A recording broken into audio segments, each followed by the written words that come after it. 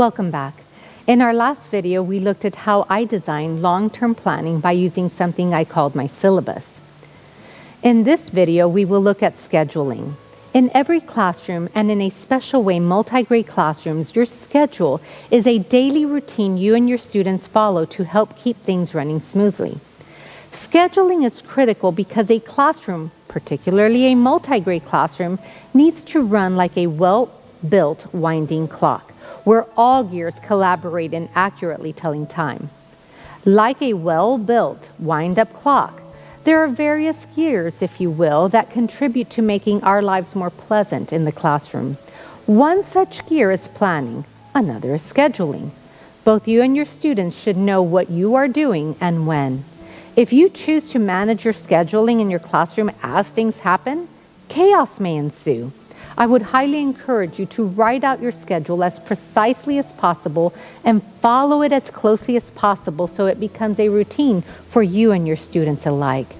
See, in a self-contained classroom setting, you can get away with having a schedule such as this one.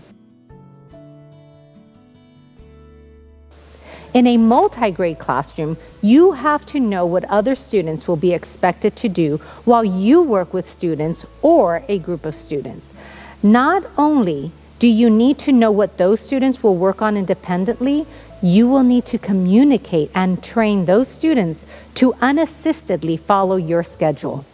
How do you do this? First, you must have realistic expectations. Keep in mind that you are a multi-grade teacher. You do not teach in a single grade classroom.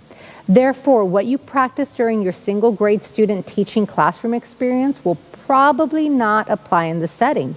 Secondly, practice, practice, practice. Children do not have a natural tendency to obey and follow instructions.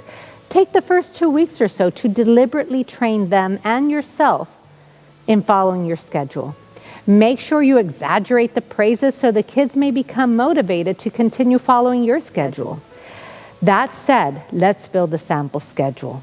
First, let's make a T-chart listing all subjects or classes as either core or independent. Our core subjects are subjects we want to make sure we have a solid instructional plan for. Our independent subjects will be the ones we can be a bit more flexible with. For example, Bible, math, reading, science, social studies, they will be under core. Handwriting, comprehension stories, IXL skills, spelling, those will be under independent.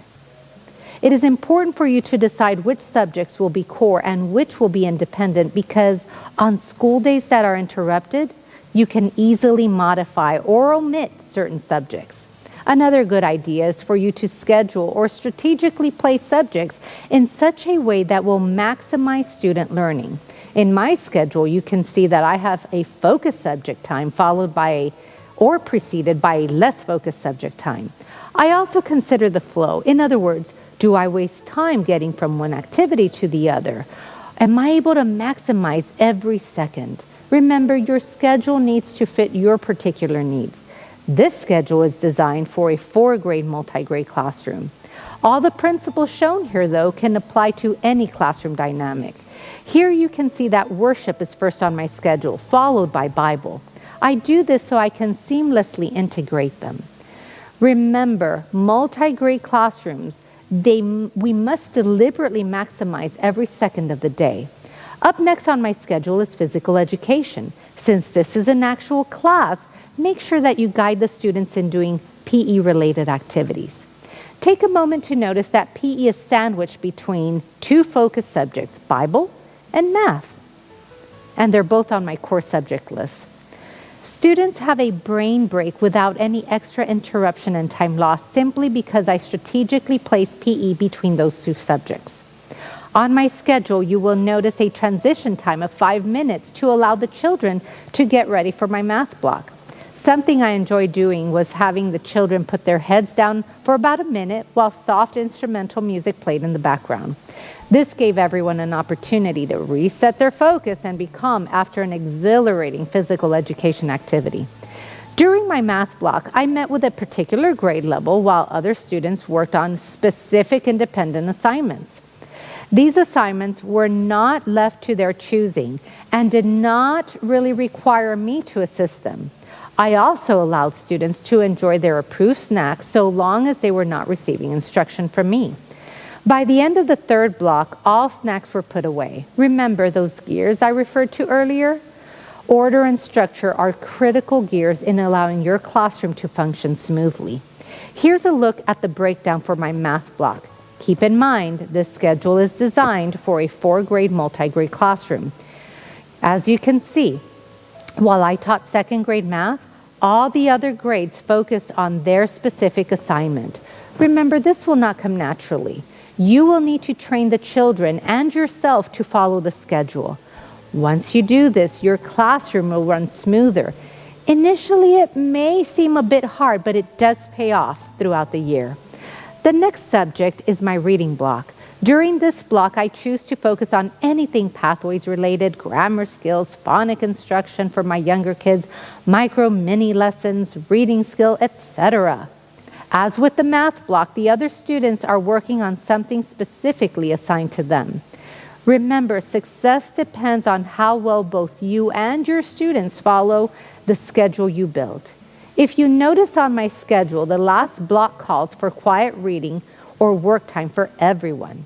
I strategically put this there so I may be free to organize students who need to warm up lunches, wash their hands, or do any other preparation. This time even allows me for a quick review of work completed. The soft background music heard over the students' silence allows everyone to be focused. Never lose sight of this fact. You set the tone for your classroom. After lunch, I schedule my favorite part of the day. It is the out loud and silent reading time.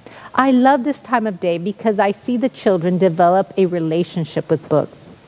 If implemented, this particular time of the day must be routine in nature. The students need to know what to expect and how to correctly comply with the expectations you set. I chose specific locations around campus, be it the classroom, but preferably outside. All the students gathered around me to listen to good quality reading for about 4 minutes. Then they spread out in the allowed areas I previously designated. This area needs to be an area where you can properly supervise and check for reading quality. Once they pick their spots, they're not allowed to move unless specified by you. Additionally, their ZPD material cannot be switched out. That means they have to read, reread, and reread the story. They spend about 7 minutes doing this. I go around and I offer suggestions on how they can improve their reading. The next 7 minutes are silent reading times, and through your wise encouragements, they will choose to focus. Eventually, they built a tolerance against distractions and are able to focus on their reading. As they continue practicing their ZPD or zone of proximal development, it increases. In other words, they start becoming fluent readers. Proper management of this time will be critical to its success. In my afternoon block, I grouped 1st and 2nd grade together and 3rd and 4th grade together. These two groups got the same daily language review, daily geography, and daily science. This is done so they may collaborate with one another as needed to understand something. In essence, they help each other learn. Remember, the subjects I have chosen and the resources I am using are available to me. You will need to choose what is available to you. As one group is working on a particular assignment, I call on another group so I may conference with them and review certain assignments. This provides immediate feedback correcting errors and allows me to have less grading to do. After I meet with both groups, I then teach science and social studies. I have chosen to teach social studies on Mondays and Wednesdays, and science on Tuesdays and Thursdays. When I give specific assignments, I write it on my large calendar so the kids remember to complete a specific assignment before the next class meeting time. While I'm meeting with one group, the other is working on a science or social studies assignment. Finally, I include in my schedule time for me to ensure the students have finished whatever work is required to participate in recess. If you plan to have a garden, going out 5 to 10 minutes prior to recess may maximize your use of classroom time. Never lose sight of this. You are uniquely you. Design your schedule to fit your needs. The important thing is to stick with it. Multigrade is fast-paced, and organization is necessary for yours and your students' success. May God bless your ministry in His vineyard.